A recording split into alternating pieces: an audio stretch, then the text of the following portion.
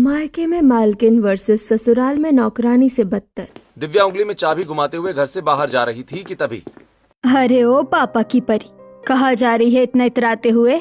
Obviously mom, और कहाँ जाऊंगी? दोस्तों के साथ पार्टी करने जा रही हूँ, घर में रहकर बोर हो गई हूँ। इतना कहकर दिव्या चाबी घुमाते चली जाती है और कार में बैठकर पार्टी करने के लिए रवाना होती है। वहीं कुछ औरतें सब्जी के ठेले पर। अरे वो देखो, निकल पड़ी अश्विनी जी की बेटी कार को प्लेन बनाने। इसकी माँ ने तो इसे बिल्कुल एकदम मोम की गुड़िया बना रखा है। करोड़ों की संपत्ति की इकलौती मालकिन जो है, इतने भाइयों के बीच एक ही बहन, ऊपर से घर की छोटी बेटी, नखरे तो होंगे ही। औरतों की सभी बातें बालकनी में खड़ी प्रभावती देवी सुन रही थीं। अरे अरे, हमारे ही घर के नीचे खड़े होकर मेरी पोती के बारे में इतनी बातें कर रही हो? हिम्मत है तो मुंह पर बोलो। प्रभावती देवी की बात सुनकर पड़ोस ने सब्जी लेकर अपने अपने घर चली जाती हैं। वहीं दूसरी तरफ दिव्या कार चलाते हुए एक रेस्टोरेंट के बाहर पहुंचती है। अरे आ गई तू, तेरी वजह से धूप में खड़े खड़े हमें टैनिंग हो गई। अरे छोड़, कम से कम ये आ तो गई। अब चल जल्दी रेस्टोरेंट में। क्या इस रेस्टोरेंट में? तुझे लग रहा है मैं इस अनहाइजीनिक और चीप रेस्टोरेंट में जाऊंगी? कार में बैठो, कहीं बाहर क्लब में पार्टी करने चलते हैं। दिव्या की बात सुनकर सभी दोस्त कार में बैठ जाते हैं और दिव्या कार चलाने लगती है। वैसे अभी तक तुझे लाइसेंस तो मिला नहीं होगा ना? ओहो, मुझे लाइसेंस की क्या जरूरत, मेरे पापा है ना, सब संभाल लेंगे। ऐसा क्या करते हैं तेरे पापा? ऐसे ही अपने दोस्तों से बात करते हुए क्लब पहुंचकर पार्टी करने लगती है। इसी तरह पूरा दिन बीतता है और फिर रात को। अरे ये लड़की भी ना, रात के 11 बजने वाले हैं और इसके पैर अभी तक घर के अंदर नहीं आए। रुको, अभी से फोन करती हूँ। इतना कहकर अश्विनी तुरंत दिव्या को फोन करती है। दूसरी तरफ दिव्या क्लब में तेज म्यूजिक के बीच फोन रिसीव करती है। क्या हुआ? आज घर आने का प्लान है नहीं क्या आपका? वाह, कितने अच्छे से पहचानती हो मुझे। ऑब्वियसली आपकी बेटी आज घर नहीं आएगी। दिव्या फोन काटकर फिर से म्यूजिक के बीच दोस्तों के साथ डांस करने लगती है। तो वहीं दूसरी तरफ, ये तुम्हारी बेटी भी ना, आने दो, कल इसकी खबर लूंगा मैं। हाँ, अब चिल्ला कर क्या फायदा जब चिड़िया चुग गई खेत। और चढ़ाओ सर पर। सर पर नहीं, बल्कि अपने पलकों पर बिठाया है। और मुझे पूरा विश्वास है कि हमारे फ्रीडम का दिव्या कभी गलत इस्तेमाल नहीं करेगी। मनीष की बात सुनकर सभी चुप हो जाते हैं और खाना खाकर सो जाते हैं। अब इसी तरह कुछ दिन बीतते हैं और एक दिन। रोज सड़ी गली सब्जियां बना देती हो। आपको पता है ना मुझे सब्जी खाना बिल्कुल पसंद नहीं है। मेरे लिए पास्ता बनवाओ। चार तरह की सब्जियां बनी है, पास्ता की क्या जरूरत है? इन्हीं में से कुछ खा ले। नहीं, मुझे नहीं खाना, मुझे पास्ता खाना है। मैं ये खाना नहीं खाने वाली। अरे लेकिन। तभी वहाँ मनीष अंदर आता है और दिव्या के पास बैठ जाता है। अरे क्या हुआ मेरी रानी बेटी को, क्यों तंग किया जा रहा है भाई? देखो ना पापा, मम्मी मेरे लिए पास्ता नहीं बनवा रही हैं। अच्छा, तो मेरी बेटी को पास्ता खाना है, अभी तेरे लिए पास्ता बनवाता हूँ। मनीष कुर्सी से उठकर जोर से आवाज लगाता है, राजू जरा इधर आओ। मनीष अपने नौकर राजू को बुलाकर दिव्या के लिए पास्ता बनाने के लिए कहता है। अच्छा, छोटी मालकिन के लिए बनाना है? अभी उनके लिए गर्मा गर्म व्हाइट सॉस चिली पास्ता बनाकर उनके कमरे में पहुंचा देता हूँ। इतना कहकर राजू किचन में जाता है, पास्ता बनाने लगता है और कुछ देर के बाद दिव्या के कमरे में पहुंचा देता है और दिव्या फोन देखते देखते पास्ता खाने लगती है। क्या मस्त लाइफ है मेरी, दिन भर आराम, जो मन करे वही खाना, कोई रोक टोक नहीं। अपने कमरे में दिव्या खुशी खुशी पास्ता खाती है और फिर शाम को। दादी, घर में बहुत गर्मी है और बोर भी हो रही हूँ, इसीलिए सोच रही हूँ मूवी देखने चली जाऊँ, तो वही जा रही हूँ। इतना कहकर दिव्या चली जाती है और उसके जाते ही माहौल गंभीर हो जाता है। मुझे ऐसा क्यों लग रहा है कि दिव्या का इस तरह हर वक्त बाहर रहना खतरे से खाली नहीं है। क्या हुआ माँ, आप किस खतरे की बात कर रही हैं? अरे तुम लोग भूल गए क्या वो खतरा, वो बदला? कहीं ऐसा ना हो कि उसे बदले का शिकार दिव्या बन जाए। अगर ऐसी बात है तो आज के बाद दिव्या का घर के बाहर निकलना बंद करना पड़ेगा। लेकिन वो सुनती कहाँ है किसी की। अगर वो शेर है तो मैं भी उसका बाप हूँ, देखो अब मैं क्या करता हूँ। इतना कहकर मनीष एक गहरी सोच में डूब जाता है और फिर अगले दिन। अरे दिव्या उठ जा, कब तक सोती रहेगी? क्या हुआ मम्मी, इतनी सुबह सुबह क्यों जगा रही हो? सुबह नहीं, इसे दोपहर कहते हैं, 12 बज रहे हैं। पता नहीं ससुराल जाएगी तो क्या करेगी। जब मायका इतना अच्छा है तो ससुराल क्यों जाऊं? मैं तो नहीं जाने वाली। वो तो वक्त ही बताएगा। अब उठ, फ्रेश हो जा और तेरा नाश्ता भिजवाती हूँ। इतना कहकर अश्विनी कमरे से बाहर चली जाती है और दिव्या बिस्तर पर बैठकर सोचने लगती है। ओ ये मम्मी भी ना, घर में कौन नहाता है, मैं तो स्विमिंग पूल में ही जाऊंगी। दिव्या उठकर स्विमिंग पूल की तरफ जाने लगती है। तभी मनीष सामने से आकर उसे रोकता है। क्या हुआ बेटी, कहाँ जा रही है? पापा देखो ना कितनी गर्मी है, मैं स्विमिंग पूल जा रही हूँ। स्विमिंग पूल में जाने की क्या जरूरत है, जब मैंने तेरे लिए घर में ही स्विमिंग पूल बनाया हुआ है। क्या सच में? मनीष दिव्या का हाथ पकड़कर स्विमिंग पूल के पास ले जाता है। स्विमिंग पूल देखते ही दिव्या खुशी से मनीष को गले लगा लेती है। थैंक यू सो मच पापा, आप कितने ज्यादा अच्छे हो। मेरे बोलने से पहले मेरी हर ख्वाहिश पूरी कर देते हो। हाँ तो तू घर की इकलौती बेटी भी तो है। अब तू नहा ले, मैं चला। इतना कहकर मनीष वहाँ से चला जाता है और दिव्या स्विमिंग पूल में नहाने लगती है। फिर दोपहर को। अरे हाँ बिल्कुल, रुक मैं अभी आती हूँ। दिव्या फोन रखती है और तभी बेटी, तुझे पार्टी करने के लिए बाहर जाने की कोई जरूरत नहीं। मैंने तेरे लिए सब कुछ घर में ही बनवा दिया है। क्या मतलब? घर के पीछे वाले गार्डन को मैंने क्लब पार्टी की तरह डेकोरेट करवा दिया है। अब तू आराम से अपने दोस्तों को बुला और वहीं पार्टी कर। मनीष की बात सुनकर दिव्या बहुत ज्यादा खुश हो जाती है और अपने सभी दोस्तों को घर में ही बुलाकर पार्टी करने लगती है। यार दिव्या, तू सच में कितनी लकी है। कितना अच्छा परिवार है तेरा, जो चाहे वो तेरे पास होता है। हाँ यार, काश ऐसा परिवार हमारा भी होता। तू तो अपने घर में महारानी की तरह रहती है और यहाँ हमारी मम्मी हमें काम करवा कर नौकरानी बना देती है। अरे बस करो, नजर मत लगा देना। इसी तरह सभी बातें करते करते हंसते हुए पार्टी करते हैं और फिर अगले दिन किचन में। उफ मम्मी, क्यों इतना धुआं कर रखा है? मेरी तो खांसी ही नहीं रुक रही। मैं कैसे काम करूंगी यहाँ? अरे तो तुझे यहाँ आने के लिए किसने कहा था? जा तू वहाँ हॉल में बैठ, मैं तेरे लिए वहीं अभी भिजवा दूंगी। अश्विनी दिव्या को बाहर भेज देती है और तभी राजू पार्सल लेकर अंदर आता है। छोटी मालकिन, ये लीजिए आपका पार्सल, आपने मंगवाया था ना? हाँ दे दो, कल कॉलेज जाना है ना, इसलिए कुछ नए कपड़े मंगवाए हैं। दिव्या पार्सल लेकर अपने कमरे में चली जाती है। अगले दिन सुबह फिर जब दिव्या कॉलेज जाने के लिए तैयार होकर बाहर निकलती है। अरे बेटी, तू कहाँ जा रही है, वो भी अकेले? पापा, सब कुछ तो आपने घर में बनवा दिया है, लेकिन कॉलेज तो घर में नहीं बनवा सकते हैं, इसलिए वहाँ तो जाना ही पड़ेगा। नहीं नहीं, ऐसे कैसे बेटी, तुझे अकेले जाने की क्या जरूरत है? हाँ, तू बॉडीगार्ड्स के साथ जाएगी। आप लोग मुझसे कुछ छुपा रहे हैं क्या? नहीं नहीं बेटी, ऐसी कोई बात नहीं है। बस जितना कहा है उतना करो। हाँ, हमें बस तुम्हारी फिक्र है बेटा। मनीष की बात सुन दिव्या बॉडीगार्ड्स के साथ कार में बैठकर कॉलेज के लिए निकल जाती है। रास्ते में कार चलते चलते अचानक रुक जाती है। क्या हुआ? कार क्यों रोक दी? मालकिन, लगता है कार खराब हो गई है, मैं चेक करता हूँ। दिव्या कार से बाहर निकलती है और बॉडीगार्ड छाता लेकर उसके पास खड़ा हो जाता है। इस छाते से क्या होगा? देखो वहाँ नारियल पानी मिल रहा है, जाओ ले आओ। बॉडीगार्ड नारियल पानी लेने चला जाता है, तभी वहाँ करीना आती है। अरे दिव्या, तू यहाँ क्या कर रही है? तभी एक लड़का सबके सामने घुटने के बल बैठकर दिव्या को प्रपोज करता है।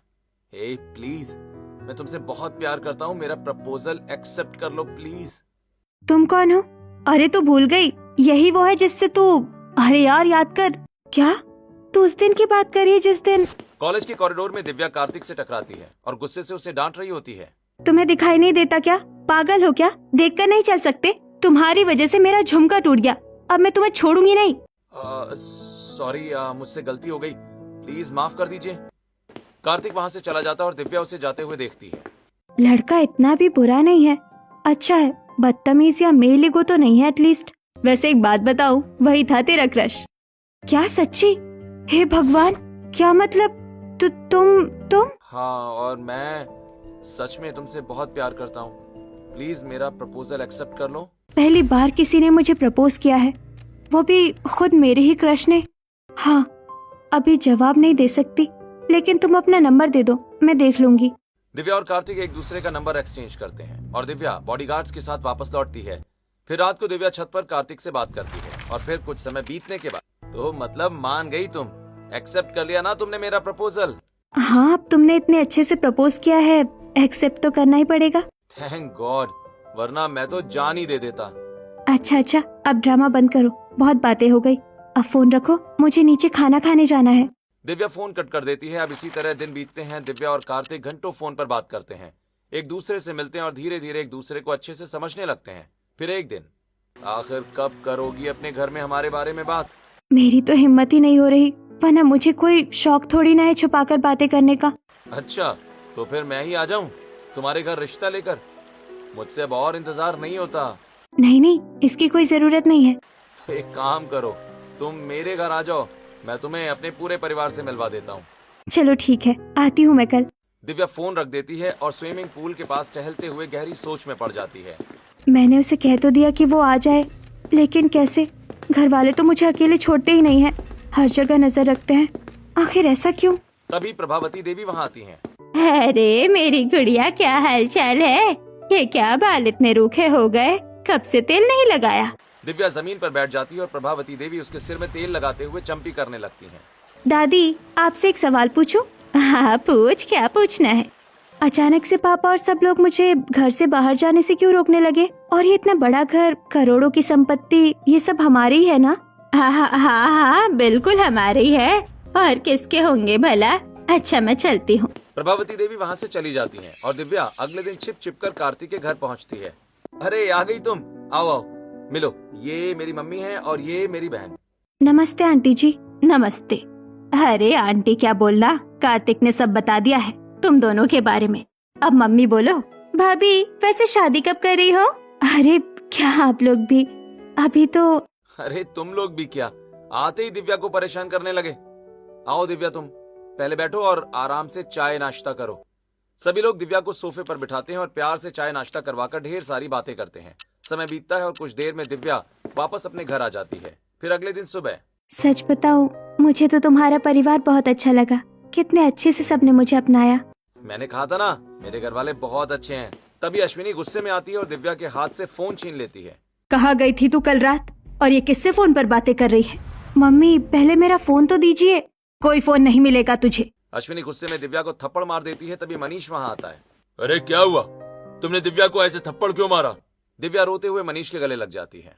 पापा देखो ना। अश्विनी सारी बात मनीष को बता देती है। देख बेटी, हमने बचपन से ही तुझे बहुत छूट दी है, लेकिन इस मामले में हम जरा भी छूट नहीं दे सकते। हाँ, अब 1 हफ्ते के अंदर तेरी शादी रामलाल के बेटे से करवा दूंगा। इसके अलावा मुझे कुछ नहीं सुनना। मनीष गुस्से में वहाँ से चला जाता है और दिव्या परेशान होकर सोचने लगती है। हे भगवान, ये सब क्या हो गया? अगर पहले बता देती तो शायद ऐसा नहीं होता। अब मुझे कुछ करना पड़ेगा। दिव्या कुछ सोचने लगती है और फिर अगले दिन सुबह घर के गेट पर दिव्या कार्तिक के साथ गले में जयमाला डालकर खड़ी होती है। दिव्या, तूने शादी कर ली? माँ, मुझे लगा कि आप लोग कभी भी रिश्ते के लिए नहीं मानेंगे, इस वजह से मैंने कार्तिक से शादी कर ली। बेटी, हम तो तेरे भले के लिए कह रहे थे। और कौन है ये लड़का जिससे तूने बिना जाने सुने शादी कर ली? देखिए, मैं कोई गलत लड़का नहीं हूँ। मैं दिव्या से सच में बहुत प्यार करता हूँ और इसे हमेशा खुश रखूंगा। ऐसा क्यों लग रहा है कि मैंने इसे कहीं देखा है? क्या हुआ दादी, आप कुछ बोल क्यों नहीं रही? मुझे ऐसा क्यों लग रहा है कि मैंने इसे पहले कहीं देखा है? अरे नहीं नहीं, आपने मुझे कहाँ देखा होगा। आप लोग ज्यादा सोच रहे हैं। अच्छा, अब हमें निकलना चाहिए, मुहूर्त भी निकल रहा है। अब जब तूने शादी कर ही ली है तो जा अपने ससुराल। लेकिन अगर कोई भी दिक्कत हो तो बस एक बार फोन कर देना। हमने तुझे बहुत नाजों से पाला है। तेरे हर एक आंसू हमारे लिए मोतियों से भी मूल्य है। आप लोग चिंता मत करो, मेरा ससुराल बहुत अच्छा है। मैं वहाँ भी महारानी की तरह रहूंगी। दिव्या कार्तिक के साथ ससुराल के लिए निकल जाती है। कुछ देर के बाद ससुराल पहुँचती है, जहाँ उसका फूलों से स्वागत किया जाता है। अरे बहू रुको, कार्तिक ने सब बता दिया था, इसलिए मैंने गृह प्रवेश की तैयारी कर रखी है। रुको भाभी, मैं अभी पूजा की थाली लेकर आती हूँ। नेहा पूजा की थाली लाती है और शकुंतला आरती करके दिव्या का गृह प्रवेश करवाती है। दिव्या घर में आकर सबके पैर छूती है। अरे बहू, इसकी क्या जरूरत है? हमारा आशीर्वाद हमेशा तुम्हारे साथ है। सच में आप लोग कितने अच्छे हैं, आपने मुझे इतनी जल्दी अपना लिया। हाँ हाँ, स्वीकार क्यों नहीं करेंगे? आखिर इसके पीछे एक राज भी तो है। कैसा राज? अरे नहीं नहीं बहू, मैं तो मजाक कर रही थी। तू थक गई होगी, जा अपने कमरे में जाकर आराम कर। जी ठीक है, जैसा आप कहें। दिव्या अपने कमरे में चली जाती है और बिस्तर पर लेटते ही सो जाती है। फिर अगले दिन। आज तो मेरी पहली रसोई है, बताइए आप सब क्या क्या खाएंगे? भाभी, आपको कुछ बनाने की जरूरत नहीं है। किचन में पहले से ही सारा स्टाफ है, वही सब बना लेंगे। हाँ बहू, तू बस अपनी पहली रसोई के लिए कुछ मीठा बना ले, बाकी सब हो जाएगा। शकुंतला की बात सुनकर दिव्या किचन में जाती है और खीर बनाना शुरू करती है। सिर्फ खीर बनाना है, जल्दी जल्दी बना लेती हूँ। फिर कुछ ही देर में दिव्या खीर बनाकर सभी को खीर खिलाती है। वाह दिव्या, क्या खीर बनाई है यार तुमने। सच में ऐसी खीर मैंने आज तक नहीं खाई। वाह भाभी, आपकी खीर में चीनी से ज्यादा मिठास तो आपके प्यार की है। भाभी, ये खीर बनाना आपने कहाँ से सीखा? अरे नहीं, कहीं से नहीं सीखा, बस ऐसे ही कभी कभी अच्छा बन जाता है। बहू, ये ले तेरी पहली रसोई का तोहफा। एक एक करके सभी लोग दिव्या को उसकी पहली रसोई के लिए महंगे महंगे गिफ्ट देते हैं और हंसी मजाक करते हुए खाना खाते हैं। फिर दोपहर को जब दिव्या झाड़ू लगा रही होती है तब अरे अरे बहू, तू झाड़ू क्यों लगा रही है? जा अपने कमरे में आराम कर, ये सब काम नौकर करेंगे। लेकिन मम्मी जी, घर गंदा है तो मैं साफ कर देती हूँ। नहीं, कोई जरूरत नहीं है, जा आराम कर। शकुंतला दिव्या को उसके कमरे में आराम करने के लिए भेज देती है और फिर शाम को, अरे दिव्या तुम अभी तक तैयार नहीं हुई, हमें बाहर घूमने जाना है। अरे मैं तो भूल ही गई थी। कोई ना, मैं तैयार ही हूँ, चलो चलते हैं। ये क्या बहू, साड़ी क्यों पहन ली? आराम से सूट पहन ले। सच में? हाँ भाभी, जब मैं पहन सकती हूँ तो आप क्यों नहीं? दिव्या अपने कमरे में जाकर सूट पहनती है और कार्तिक के साथ बाहर निकल जाती है। हावड़ा ब्रिज पर दोनों साथ खड़े होकर ठंडी हवा खाते हुए। सच में मेरे ससुराल वाले बहुत अच्छे हैं। मैंने पहले ही कहा था, मेरे परिवार जैसा परिवार तुम्हें कहीं नहीं मिलेगा। फिर दोनों आपस में बातें करते हुए रात भर घूमते हैं। अब ऐसे ही धीरे धीरे दिन बीतते हैं। दिव्या अपने ससुराल में खुशी खुशी रहने लगती है। फिर एक दिन, हाँ माँ, बिल्कुल चिंता मत करो, मैं यहाँ बहुत खुश हूँ। सब लोग मेरा बहुत ध्यान रखते हैं। सच में बेटी, ये सुनकर दिल को बहुत सुकून मिला। अब तो मेरा भी मन कर रहा है तुझसे मिलने आने का। तभी कार्तिक आता है और दिव्या के हाथ से फोन ले लेता है। नमस्ते मम्मी जी, आप आती तो हमें बहुत अच्छा लगता, लेकिन हम लोग कुछ दिनों के लिए बाहर जा रहे हैं। अच्छा, लेकिन दिव्या ने तो मुझे कुछ नहीं बताया। वो अचानक प्लान बनाया ना, इसलिए इसे नहीं पता। अगली बार जरूर मिलेंगे। इतना कहकर कार्तिक हड़बड़ी में फोन कट कर देता है। हम कहीं नहीं जा रहे हैं, फिर तुमने झूठ क्यों कहा? अरे यार, मैं बताना भूल गया था कि मम्मी पापा की एनिवर्सरी है, तो हम सब दक्षिणेश्वर जाने वाले हैं। अच्छा ठीक है, वैसे मुझे कुछ काम है, मैं आती हूँ। इतना कहकर दिव्या वहाँ से चली जाती है। ओह, बाल बाल बच गया, वरना प्लान शुरू होने से पहले ही खत्म हो जाता। अब इसी तरह कुछ दिन बीतते हैं। फिर एक रात को दिव्या दरवाजे के पास खड़ी कार्तिक के आने का इंतजार कर रही थी। उफ, इतनी देर हो गई, रात के 2 बज रहे हैं और अभी तक कार्तिक घर नहीं आया। मैं फोन करती हूँ। दिव्या बार बार फोन करती है और आखिरकार कार्तिक फोन उठाता है। ओफ यार, ये क्या है, 400 बार फोन कर दिया तुमने। अगर दोबारा फोन किया ना तो तुम्हारा फोन छीनकर नदी में फेंक दूंगा। दोबारा फोन मत करना। कार्तिक फोन कट कर देता है और कुछ देर के बाद नशे की हालत में लड़खड़ाते हुए घर आता है। क्या हुआ? तुम इतनी देर तक कहाँ थे और मेरा फोन इतनी गुस्से में क्यों काट दिया? और ये तुमने ड्रिंक किया है? मैं तुम्हें हर बात की सफाई देने के लिए नहीं आया हूँ यार, अब चुपचाप मुझे सोने दो। देखो तुम। कार्तिक गुस्से में दिव्या को थप्पड़ मार देता है। ज्यादा ड्रामा मत करो, मैंने ड्रिंक किया है तो तुम्हारा क्या जा रहा है? शांति से मुझे सोने दो और ये मगरमच्छ के आंसू मत बहाओ, हटो यहाँ से। कार्तिक बिस्तर पर गिरकर सो जाता है। आज तक मेरे पापा ने भी मुझे हाथ नहीं लगाया और इन्होंने मुझे थप्पड़ मार दिया। कल सुबह मैं अपने मायके चली जाऊंगी। ये सोचकर दिव्या भी चुपचाप सो जाती है और अगली सुबह दिव्या अपना बैग लेकर घर से निकलने लगती है। तभी अश्विनी उसे देख लेती है। अरे अरे बहू, ये बोरिया बिस्तर लेकर कहाँ जा रही है? दिव्या रोते हुए सारी बातें शकुंतला को बता देती है। क्या सच में? कार्तिक, तेरी हिम्मत कैसे हुई बहू पर हाथ उठाने की? अभी माफी मांग उससे। सॉरी, मुझे माफ कर दो। कल मैं सच में नशे में था, मुझसे गलती हो गई। मैं दोबारा ऐसा कभी नहीं करूंगा, प्लीज माफ कर दो ना। मैंने लव मैरिज की है और इसके बाद इस तरह मायके जाऊंगी तो अच्छा नहीं लगेगा। माफ कर देती हूँ। कार्तिक ऑफिस चला जाता है और दिव्या घर के काम में लग जाती है। लेकिन फिर धीरे धीरे पहली बार, आखिरी बार में नहीं बल्कि हर बार का सिलसिला बन जाता है और एक एक करके दिव्या के सभी ससुराल वालों का बिहेवियर चेंज होने लगता है। ये दूध कब से उबल रहा है? एक काम करती हूँ, इसे फ्रिज में रख देती हूँ। दिव्या दूध का पतीला उठाती है, लेकिन तभी दूध गर्म होने की वजह से दिव्या के हाथ से फिसलकर गिर जाता है। तभी शकुंतला वहाँ आती है। तुझे दिखाई नहीं देता क्या? सारा दूध गिरा दिया। पता है कितना महंगा दूध है? मम्मी जी सॉरी, गलती हो गई। तेरी हिम्मत कैसे हुई? इसी हाथ से गिराया है ना तूने दूध? बोल, दोबारा गिराएगी? शकुंतला गुस्से में दिव्या का हाथ मरोड़ने लगती है। मम्मी जी छोड़ दीजिए, बहुत दर्द हो रहा है, हम नहीं होगा। आगे से ऐसा होना भी नहीं चाहिए। शकुंतला दिव्या का हाथ छोड़कर वहाँ से चली जाती है और दिव्या दर्द से अपना हाथ पकड़कर रोने लगती है। ये सब क्या हो रहा है मेरे साथ? रात को कार्तिक जी आएंगे तो उन्हें सब बताऊंगी। दिव्या पूरे दिन कार्तिक का इंतजार करती है और रात को जब कार्तिक ऑफिस से घर आता है, अरे तो क्या हो गया यार, सास हैं वो, अगर एक थप्पड़ मार ही दिया तो क्या हो गया? तुम एक थप्पड़ खाकर मर तो नहीं जाओगी ना? कितने नाटक है तुम्हारे यार। चलो हटो, हटो यहाँ से। कार्तिक हाथ मुंह धोने चला जाता है और दिव्या वहीं खड़ी रह जाती है। इसी तरह फिर एक दिन, उफ, इतने बड़े घर में पोछा लगाते लगाते मेरी कमर ही अकड़ गई है। एक काम करती हूँ, 2 मिनट बैठ जाती हूँ। दिव्या थककर सोफे पर बैठ जाती है और तभी, अच्छा, ये महारानी विक्टोरिया सोफे पर आराम कर रही है एसी चलाकर? इसे तो मैं बताती हूँ। शकुंतला बाल्टी उठाकर पोछे का पानी दिव्या के मुंह पर फेंक देती है। मम्मी जी आपने ये क्या किया? मेरे ऊपर क्यों फेंक दिया? क्यों रे कलमुही, ये एसी क्या तेरे बाप ने दिया है जो चलाकर सोफे पर आराम कर रही है? अगर इतना ही था तो अपने घर से लेकर आना था ना। शकुंतला अपना गुस्सा निकाल कर चली जाती है और दिव्या सोचती है, शुरुआत में तो सब सही था, लेकिन अब अचानक से सब क्या हो रहा है? अगर बात पैसे की ही है तो मेरे साथ इतना गलत व्यवहार क्यों? अब ये सवाल दिव्या खुद से अक्सर पूछने लगती है। फिर एक दिन, दिव्या दिव्या कहाँ मर गई तुम? तुम्हारी हिम्मत कैसे हुई ये शर्ट जलाने की? हाँ क्या हुआ? क्यों चिल्ला रहे हो? अरे क्यों ना चिल्लाऊं, इन्हीं हाथों से जलाया था ना मेरा फेवरेट शर्ट। बताता हूँ तुम्हें मेरा शर्ट जलाने का नतीजा क्या होता है। नहीं नहीं, मैंने नहीं जलाया आपका शर्ट। प्लीज प्लीज कुछ मत। कार्तिक दिव्या की एक भी बात नहीं सुनता है। उसके हाथ पकड़कर उसे किचन में खींचते हुए ले जाता है और चिमटे से उसका हाथ जला देता है।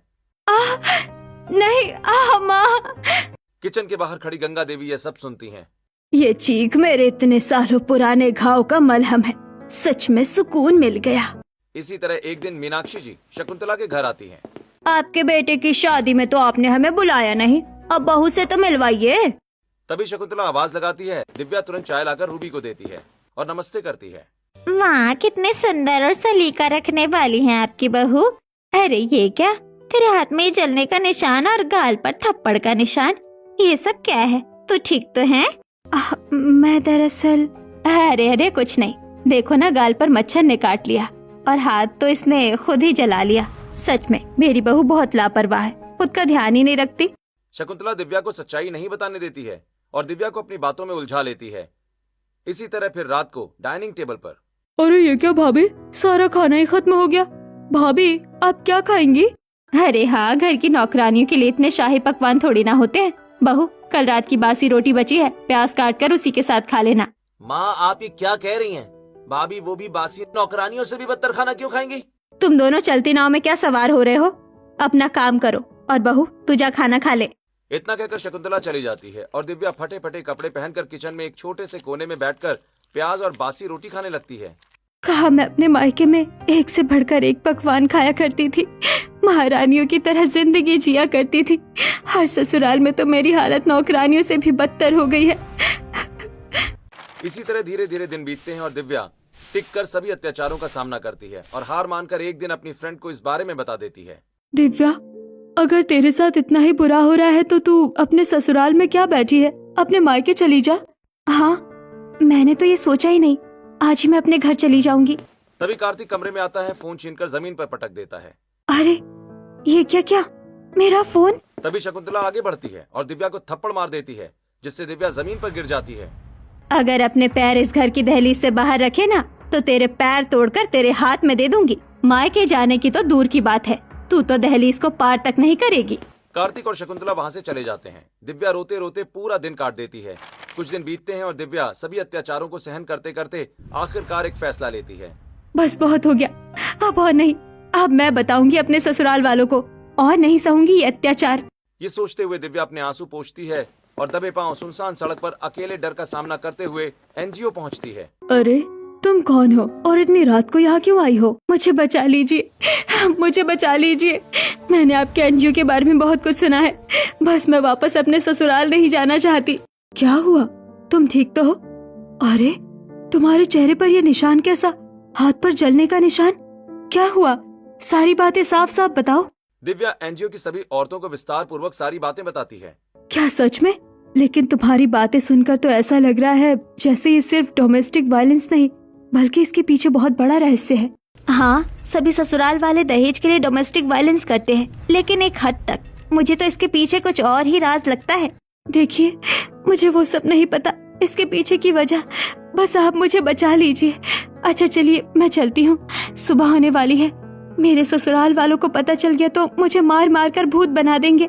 इतना कहकर दिव्या तुरंत अपने ससुराल की तरफ बढ़ती है और कांपते हुए कुछ ही देर में ससुराल पहुंच जाती है। कुछ समय बीतता है और घर के बाहर एनजीओ की औरतों की भीड़ लग जाती है। बंद करो, बहू पर अत्याचार बंद करो। शोर शराबे की आवाज सुनकर दिव्या के ससुराल वाले घर के बाहर आते हैं। यही है ना तेरे ससुराल वाले? बहू तू इधर आ, दिव्या तू इधर आ, हम उन्हें सबक सिखाते हैं। बंद करो, बहू पर अत्याचार बंद करो। नहीं चलेगी, नहीं चलेगी। आप लोग कौन है? हम अपनी बहुओं पर कोई अत्याचार नहीं करते। हमारी बहू को हमने फूल के टुकड़े जैसा, मोम की गुड़िया जैसा पाल रखा है। बंद कीजिए अपना ये नाटक। दिव्या ने हमें सारी बातें बता दी है और अब आपका नाटक नहीं चलेगा। आपको पुलिस स्टेशन जाकर जेल होगी। हे भगवान, कहीं बदला लेने के चक्कर में हमारा ही रिवेंज न बन जाए। कुछ करना पड़ेगा। तभी शकुंतला की नजर दिव्या के मायके वालों पर पड़ती है जो दिव्या से मिलने आए थे। आप लोग हमारी बेटी के ससुराल वाले हैं?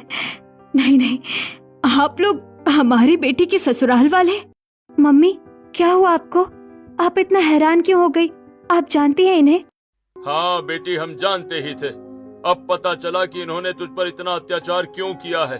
चल, अब तुझे यहाँ एक पल भी रहने की कोई जरूरत नहीं। चल। मतलब सबको सच्चाई पता चल ही गई है, तो अब हमारे मुंह से भी सुन लो सच्चाई क्या है। सच्चाई? कैसी सच्चाई? क्या कहना चाहते हैं आप लोग?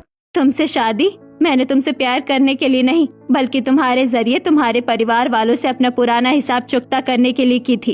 क्या मतलब है आपका? हाँ, मुझे आज भी याद है वो सुनसान भरी रात। मम्मी, इतनी तेज बारिश हो रही है और मुझे बहुत ठंड लग रही है। हम लोग तो इतने अमीर हैं, फिर भी हम लोग सड़क पर क्यों बैठे हैं? बेटा मनीष अंकल, मेरे बेस्ट फ्रेंड ने धोखे से जमीन के कागजात पर साइन करवा लिया है और अब हमें घर से बाहर निकाल दिया है। मुझे पूरा विश्वास है तू एक दिन इसका बदला जरूर लेगा। हाँ पापा, जरूर। मैं आपका सब कुछ आपको वापस दिलवाऊंगा और सूद समेत बदला भी लूंगा। क्या मतलब? वो प्यार और वो सारी कहानियाँ, ये शादी सब नकली थी? हाँ, सब नकली थी। तुझसे शादी सिर्फ इसलिए हुई थी ताकि हम तेरे मायके वालों से हमारी चुराई हुई संपत्ति वापस ले सके। मतलब कि बहू के जरिए उसके मायके वालों से बदला लेना था? आपको तो जेल होनी चाहिए। अगर हमें जेल होनी चाहिए तो बहू के मायके वालों को भी होनी चाहिए। हमें नहीं पता था कि हमारी गलती की सजा हमारी बेटी को मिलेगी, वो भी इस तरह। अगर पता होता तो शायद हम ये गलती कभी ना करते।